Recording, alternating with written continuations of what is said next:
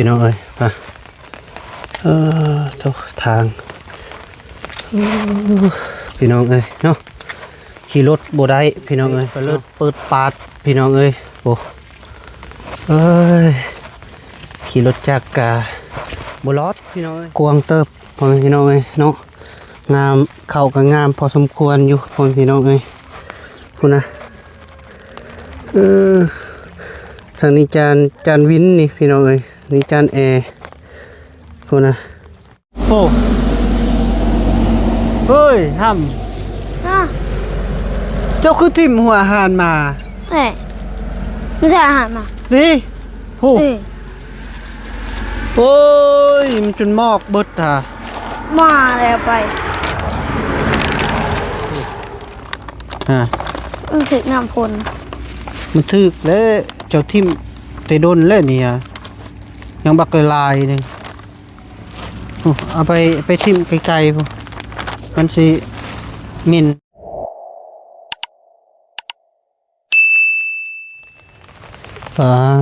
โทษไปน้องเอ้ยเนาะพอดีเบาแก้วเปิดภาพขึ้นมาก็อยู่ที่ทางพี่น้องเอ้ยกำลังว่าสิไปเบิ่งไอ้น้องว่านปุย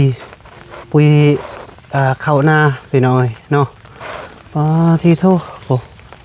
ทางนะสภาพทางพี่น้องเอ้ย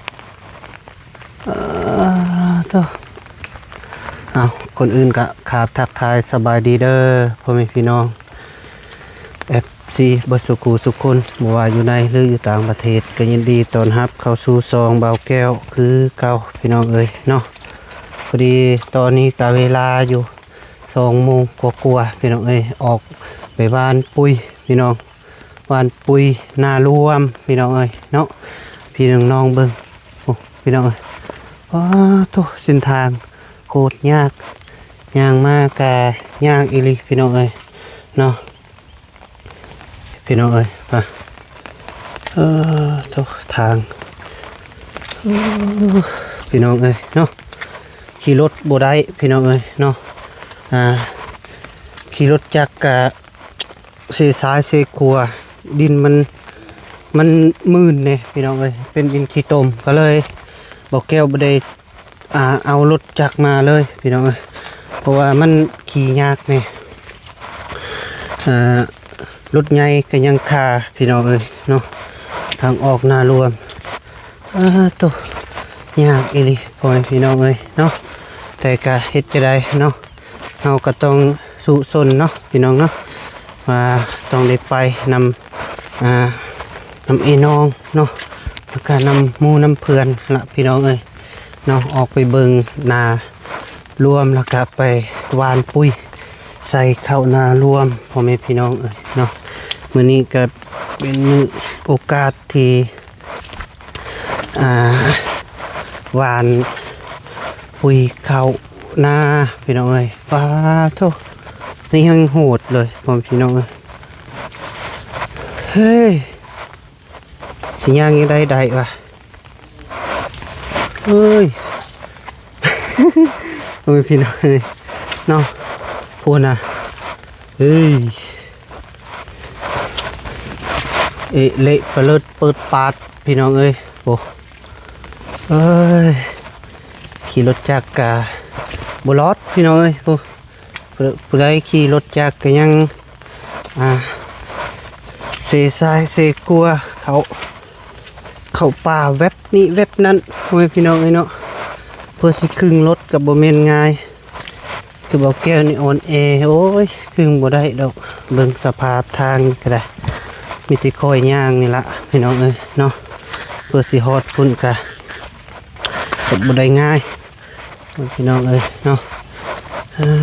โทเส้นทาง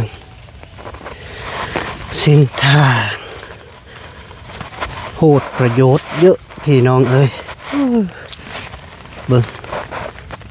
ให้พี่น้องเบิ่งกับหลังพุ่นนะเมนบอกพี่น้องเอ้ย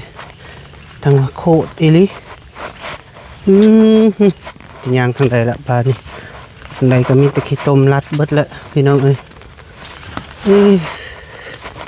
ไป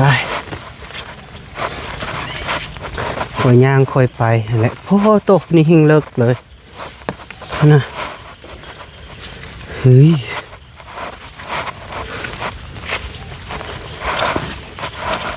เอ้ยคันแบบนี้ต้องได้ซื้อเกือบโบกพี่น้องเอ้ยซื้อเกือบโบกย่างง่ายดีกว่าใส่เกือบอีแตะเอ้ยสิบุรอดละสิบุรอดแน่นอนพวกพี่น้องเอ้ยเนาะพวก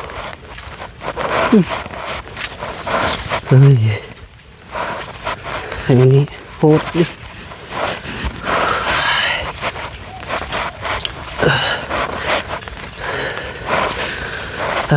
ตอนนี้กะที่ว่าประเด็นกะคือเบาแก้วเห็นเบิ่งคลิปเปิดคลิปขึ้นมาเบิ่งเฟซเบิ่งไลน์พี่น้องเอ้ย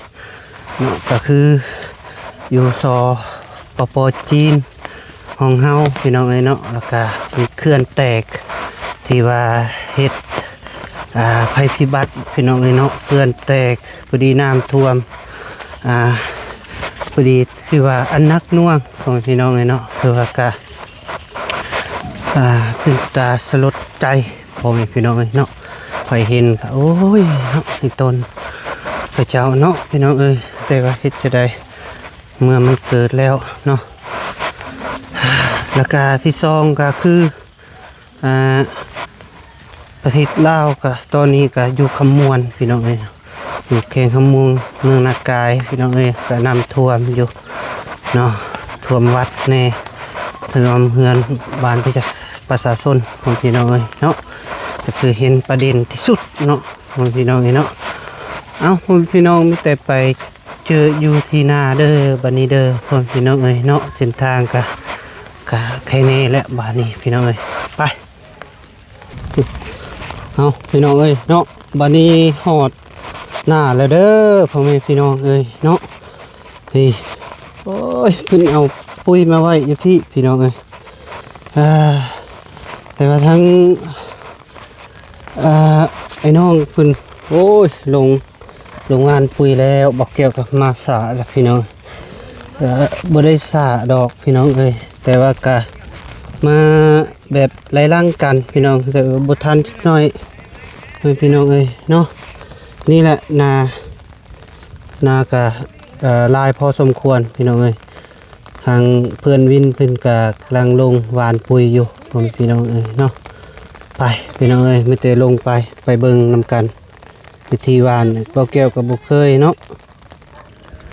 ไปพี่น้องไปวันนี้มาฮอดแล้วพอดีเห็นจานแอร์แล้วพี่น้องเอ้ยเพิ่นกำลังหวานปุยอยู่โธ่โอ้ยพี่น้องเอ้ยคือว่าซองให้นี่กะกวงเติบพ่อแม่พี่น้องเอ้ยเนาะงามเข้ากับงามพอสมควรอยู่พ่อแม่พี่น้องเอ้ยพูดนะทางนี้จานวินนี่พี่น้องเอ้ยนี่จานแอร์พูดนะ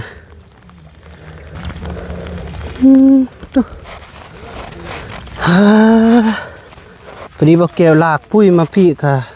โอ้ยเมื่อยพอสมควรผมพี่น้องเอ้ยเนาะโตจนกับเบาแก้วก็สีลงหวานเลยกะเบาแก้วก็ระวังยานพ่นระวังน้ำพ่นยันทึกใส่ไม้เบาแก้วพี่น้องเนาะโต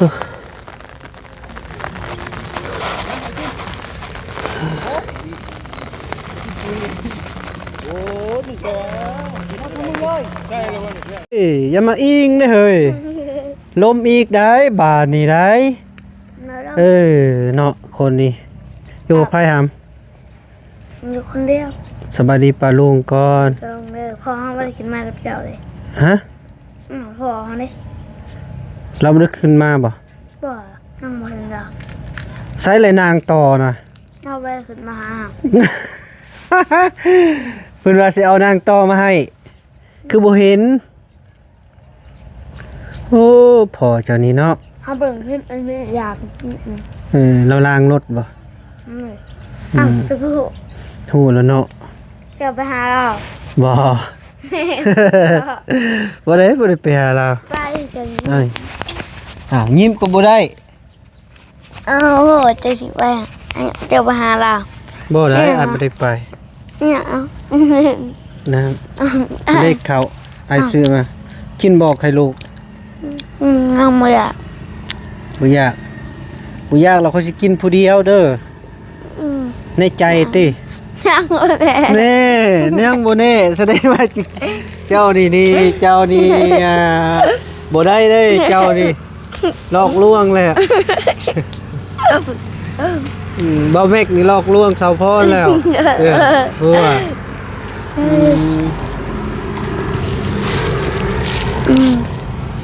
อ้าวมันก็มีแต่ทำว่ะ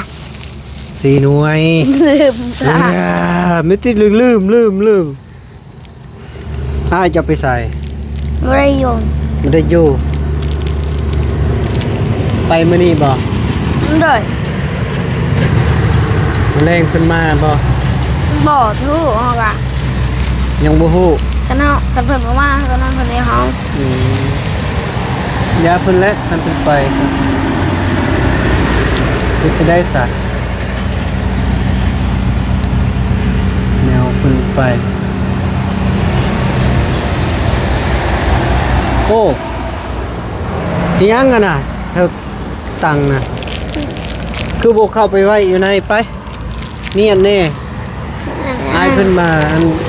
มาให้ก็เอาเนียนดีๆแม่สิป้าสะสายหรือว่าสิขายบ่ บ่ ขายก็ขายสิซื้อโอ้ย เขาไว้แซ่ เกลือแล้วบ่น้องมา เกลือแล้ว เอาไว้ในพะเลห้องเจ้าพะเลเอา คืนนี้ก็ได้ ไว้ยังอยู่พี่ผู้และ ห้องไหน ห้องเจ้าผู้ ห้องมันบ่มี อืม ห้องบ่ได้มีสัตว์ว่างได้ห้องบ่ปะ น้องมุทวียากแล้วก็มาเอาเจ้าโอ้เกลือเป็นนัวมีใครซื้อมาให้ไข่บ่นี่ นี่เลยเอ็นพี่เป็นคน นี่ยังไข่คือแตกวะ แตกแล้วเราขี่รถมา ฮะ เอ็นพี่เราขี่รถจักร แตกที่นี่ นี่เลย แตกหลายหน่วยบ่ บ่ไรหน่วยไป เอาออกแล้ว นั่น ฟองปลาบ่แม่น3ไม้ครัวที่นี่เอาไป ปลาดุกใหญ่เขาสิเอามาปิ้งกิน ใส่ให้ได้ ให้ได้ นาง ปลาดุกใหญ่ นางกุนมี่นี่นั่นสิขู่นางกุนมี่มากินแล้วหมดนี่ ใส่ นี่นางมัน ยังไม่ทันได้ซื้อ เอานางกุนมี่ตัวจริงได้ จะเอานางบุญมีนี่กินบ่ เลยอัน ยังบ่ทันนึ่งข้าวติป้อโตคือเปื้อนแต่หำ มันเมา นี่แหละบ่หมอดไผ ตัวใดเอามา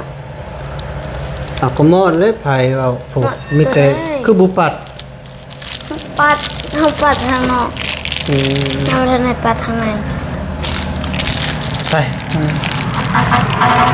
ทางนอกช่วยทู ปัด ทางนึง ดูปัด ทางนอกนี่ทูเลยนะยังเปื่อนคือเก่า บ่ปัดข้างในผม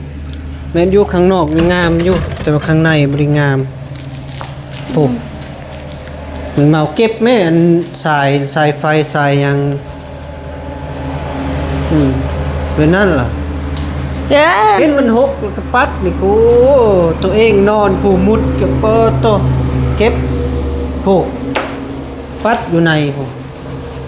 เกิน ยาที่อายซื้อให้นี่ก็ทิ่มไปเลยเห็นบ่ฮะ นี่ไป จังมันยามเจ็บยามเป็นเด้ซะเฮ็ดจะได้ปัดเบิดทุกหยอกทุกอย่างนะเห็นบ่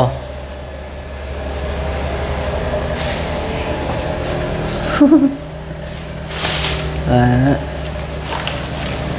เอาถุงยางไปใส่นี่ ไปไหม บ่มีบ่ถุงยางหอมไปปัดไข่ตูนี่อีหยังคือไข่บ่ได้บ่น่าโอ้ ปันมาโอ้ของน้องบุญทวีก็เต็มอยู่นะครับปัดออกเลยอ่านยากับบุมีการเก็บไว้เนาะ ถูกแล้วมันมี บุญ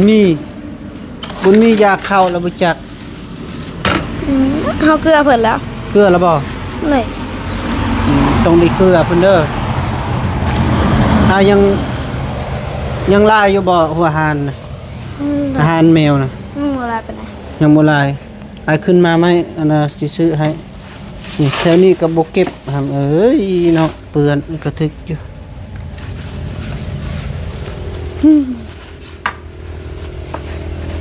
โอ้เปื้อนน่ะปัดอีก ใช่ เด้นี่ขี้ดินน่ะนี่ อะไร ถูมาบ่อนเจ้าบ่แม่นเน่าเบิดหรือบ่หำบ่นอนจ้ะ บ่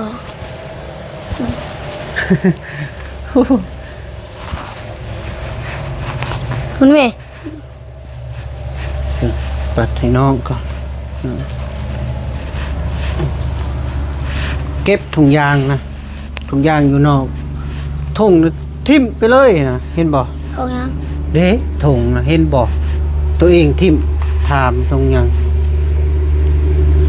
ได้เก็บใส่ถุงนี่ถุงแดงถุงขาวเก็บใส่ถุงยางนะค่อยๆเลยถึงหน้าผากค่อยได้จ้ะนะ เอาเก็บหามเก็บเดี๋ยวนั้นล่ะว่าให้ดุให้มันนี่เบิ่งอยู่ได้มันเปื้อนแล้วก็เก็บแน่โอ้เฮ้ยท อ่ะ ำเจ้าคือทิ่มหัวอาหารมา เอ้ยไม่ใช่อาหารมา นี่โอ้ เอ้ย โอ้ยมันจนมอกเบิดท่า มาแล้วไป ตายแล้วแบบนี้ บักดำระวังบัก นี่ตัวนี้มันจนเปื่อยเบิดเลยนี่ฮะพูนป้าตัวอาหารแมวตินี่บ่ เลย ป้ามันจนเปื่อยเบิดเลยนี่ฮามเอ้ยพูน่ะเจ้ยเจ้าบ่ได้เก็บซ้ำคือบ่เก็บเมียน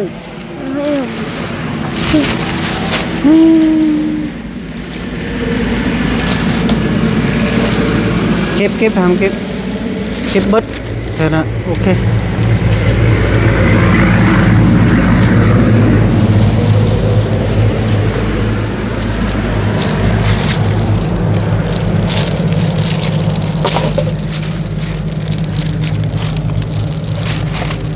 นี่เอาตัวนี้นะมันซีเมนต์นะครับ เลย ใส่ถุงยางแล้วเอาไปทิ้งนี่ เลย ทงนี่ทงใหญ่ เอาเก็บออกนี่ก่อนก็เหมือนเตี้ยเสียบจุเลย มันเปื่อยเบิดเลยเจ้าบ่เก็บไว้เห็นบ่ฮะตาเสียดาย นี่ โอ้ผู้ฮะ มันถึงน้ำพล มันถึกแล้วเจ้าทิ่มแต่โดนแล้วนี่ฮะยังบักลายนึงโอ้เอาไปทิ่มไกลๆพุ่นมันสิเหม็นนะว้าเหม็นนี่ลิเหือ ดมมาด้วยอ่ะโอ้โหพี่น้องเอ้ยหอมบ่ หอมเอ้ยตัวเองบ่เก็บไว้ นี่กล่องโทรศัพท์ เสียเงินละอะไรเพิ่นซื้อมาให้นะ นี่กล่องโทรศัพท์พอทำวานนี่ เออ มีเงินบ่จักสอนไทย คันมีเงินก็ดีแล้วว่าเพิ่นได้ซื้อกินนี่ไปทิ่มผู้ใส่ถุงผู้ดึกไปเลยเอ้ย มีหมดเต็มน่ะนะ ไปล้างมือเว้ยเฮงมินนี่สกปรกเลยเจ้านี่ ฮะ ห้อยกับปล่อยไปเลย บ่ได้ปล่อย ผู้กินกาบห้อยกับทิ่มจะนี่จะน้อยย่างไปย่างมาเหยียบโอ้ เนี่ยไม่ หำเอ้ยนี่เขาเจ้านี่ใกล้สิได้เกี่ยวแล้วเด้เขา ข้าวบ่เกี่ยว รถทีบนี่ก็ล้างแล้วก็เข้าไว้ในพุ่นแหละ อืม จะน้อยถึกน้ำฝนนี่ยังเขาเมียงนะครับเลย มันก็ว่าอืม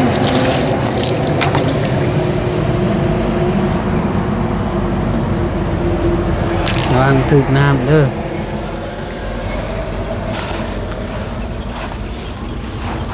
แค่นี้เนาะมีน้ำฝนมันนี่อาบอยู่บ่น้ อ่า ำอาบ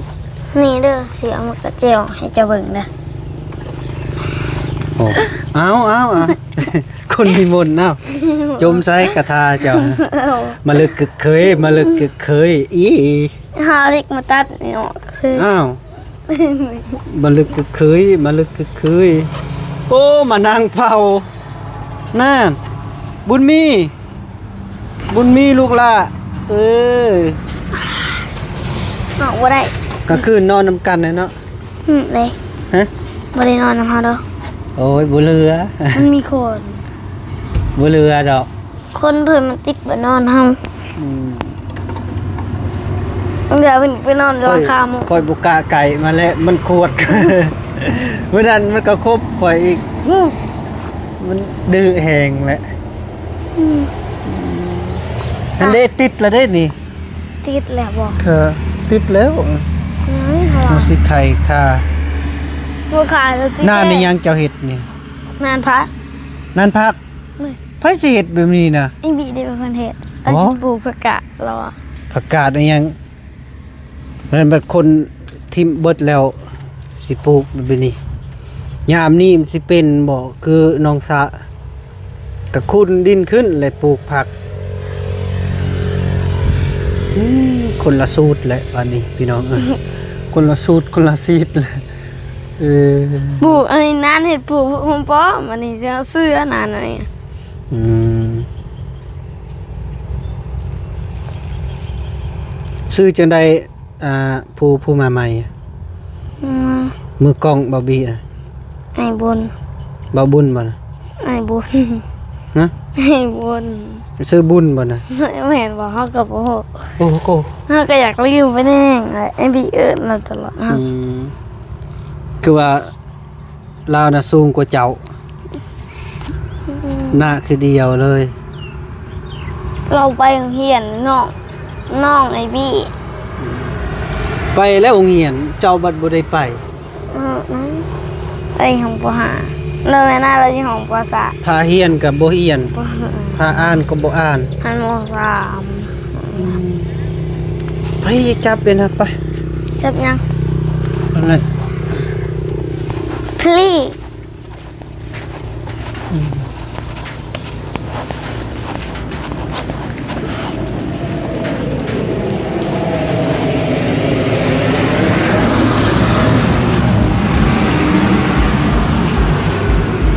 ได้บ้างยัง นางเบิ่งหยังบัด นี่ อืม ขึ้นบักดำถั่ว เอาพี่น้องเอ้ยเนาะพอดีคลิปนี้กับเบาแก้วกับสิขอดำลาก่อนเด้อพ่อแม่พี่น้องเอ้ยเนาะคนอยู่ดีมีแห้งคิดอะไรคมภัยอย่ามีเด้อพ่อแม่พี่น้องมาสุขสุขคนภัยฝากภัยหับเบิ่งหับชมคลิปเอากับเบาแก้วก็อย่าลืมกดไลค์กดแชร์กดติดตามสองหนุ่มพ่อแม่พี่น้องเอ้ยเนาะไปคลิปนี้ก็อำลาก่อนโดยบ๊ายบายเด้อ สวัสดีเด้อ เลย